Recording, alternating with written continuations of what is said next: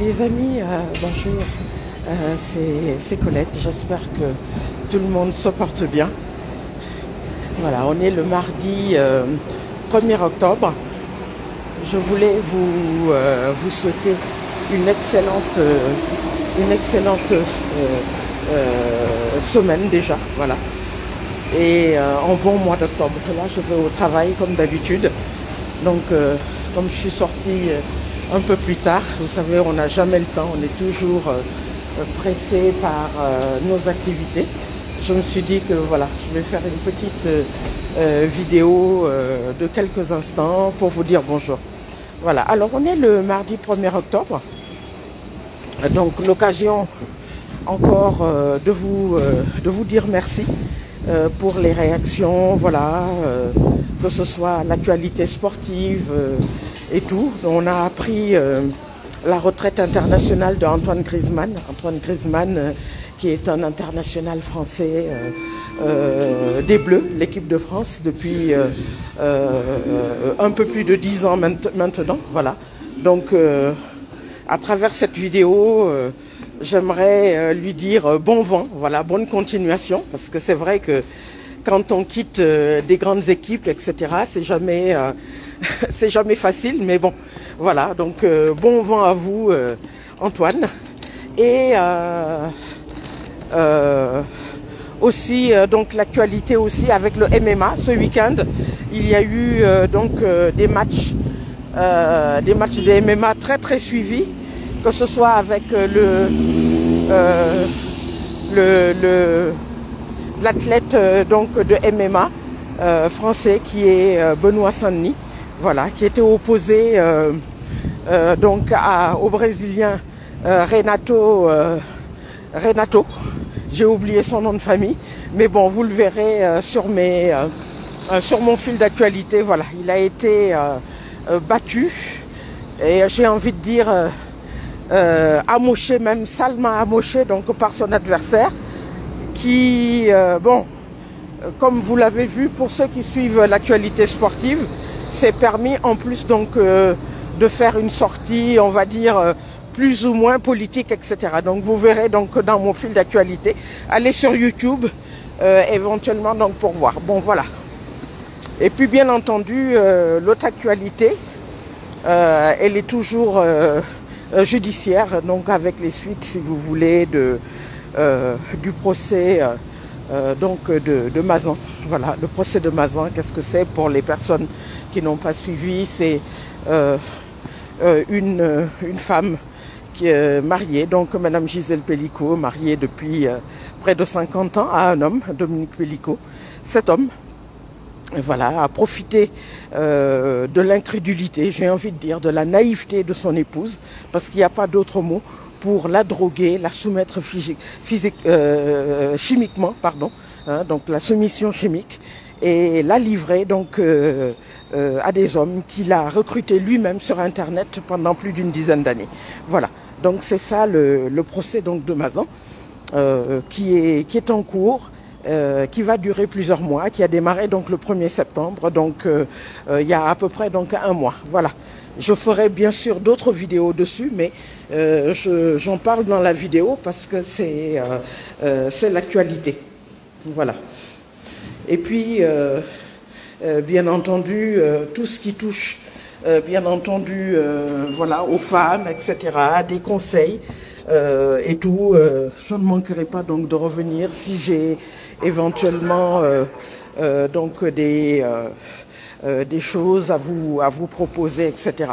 Avec le travail, vous savez, c'est jamais simple. Voilà, donc je me suis dit je vais vous parler très rapidement. Voilà, merci encore vraiment de votre fidélité. Voilà, pendant toutes ces années, etc. Comme vous le savez, hein, ceux qui me suivent depuis très longtemps et tout.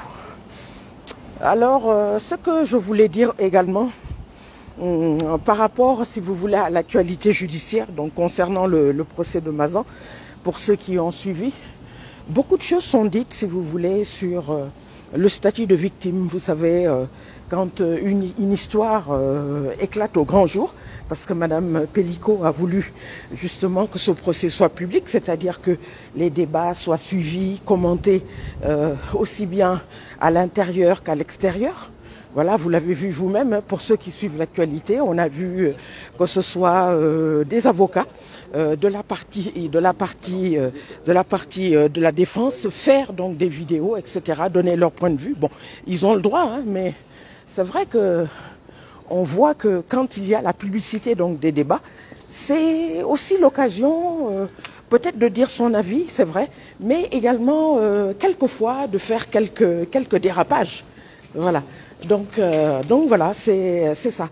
C'est ça quand un procès donc devient public. Donc de voir, voilà, de faire des déclarations, de ne pas faire preuve d'empathie, etc.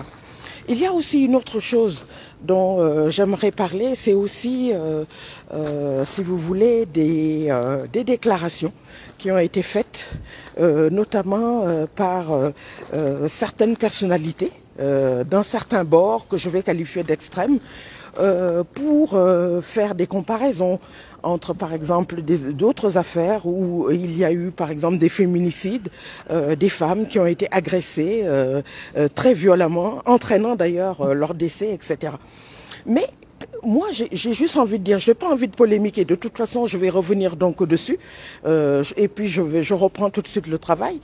C'est juste pour dire que même si effectivement, quelquefois, la justice peut donner l'impression d'être un peu, pas laxiste, mais n'a pas été assez vigilante, peut-être par rapport à certaines mesures qui auraient dû être prises pour empêcher justement donc des agressions mortelles, notamment la jeune femme philippine, une jeune femme de 19 ans, etc., qui a été tuée par un jeune, je crois, d'origine, en tout cas, qui n'était pas en tout cas qui n'était pas français.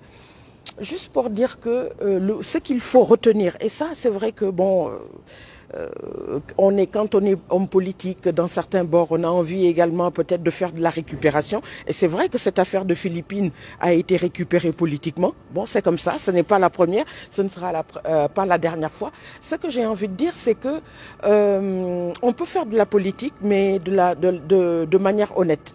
Quand on récupère un meurtre d'une femme, une récupération politique, ça veut dire que il y a un certain intérêt. Mais quand on regarde bien les faits, parce qu'il faut regarder les faits, qu'est-ce qu'on voit? On voit que à l'origine, que ce soit pour Madame Pellico, que ce soit pour Philippines, que ce soit pour les autres affaires que vous avez dû voir, la championne kenyane qui a été brûlée et qui est décédée, brûlée par son compagnon, qui lui-même est décédé quelques jours après, c'est le dénominateur, j'ai envie de dire, hein, même si le mot peut être mal choisi et mal compris, le dénominateur commun, c'est un individu de sexe masculin. Voilà, il faut pas avoir peur des mots, c'est-à-dire que même si on dit que oui, tel était étranger, il n'avait rien à faire là, il a tué cette femme, etc.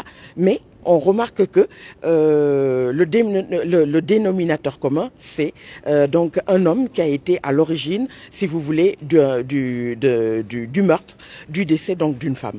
Et ça, c'est vrai que quand on est honnête, il faut aussi le dire. Ce qui implique également aussi une chose, c'est que il faut toujours tirer des leçons, parce que les leçons ne sont jamais tirées, si vous voulez, par rapport à ces histoires de meurtre donc de femmes. C'est-à-dire qu'on fait de la récupération politique pour certains meurtres, parce qu'on découvre que le meurtrier n'était pas français, etc. Mais en même temps, ce qu'il faut faire, ce qu'il faut mettre en place en amont, c'est l'éducation donc des garçons, pour dire que bon, voilà, une femme n'a pas à être battue, elle n'a pas à être tuée, etc. Une femme doit être respectée. Voilà, c'est ça en fait, si vous voulez, que je voulais dire, c'est-à-dire que la récupération politique d'un événement terrible comme le meurtre d'une jeune femme comme Philippines, c'est bien, mais en même temps, il faut aussi dire la vérité. La vérité, c'est que dans beaucoup de cultures, les hommes ne sont pas assez éduqués pour respecter donc les femmes. C'est tout. C'est triste, hein, mais c'est la réalité. Quand les hommes sont éduqués comme, excusez-moi, comme des sauvages et que c'est des insultes à longueur de journée, les femmes sont battues, insultées, etc., humiliées à longueur de journée, il ne faut pas s'étonner que après que les femmes soient méprisées, insultées, battues et tuées. Donc c'est ça en fait qu'il faut comprendre. Bon, la récupération politique c'est bien beau, mais éduquons déjà donc les garçons donc dans un premier temps. Je vais reprendre. Je vous souhaite donc un excellent mois d'octobre. Merci à tous donc de votre fidélité. Likez, partagez. Merci beaucoup. À très très bientôt. Au revoir.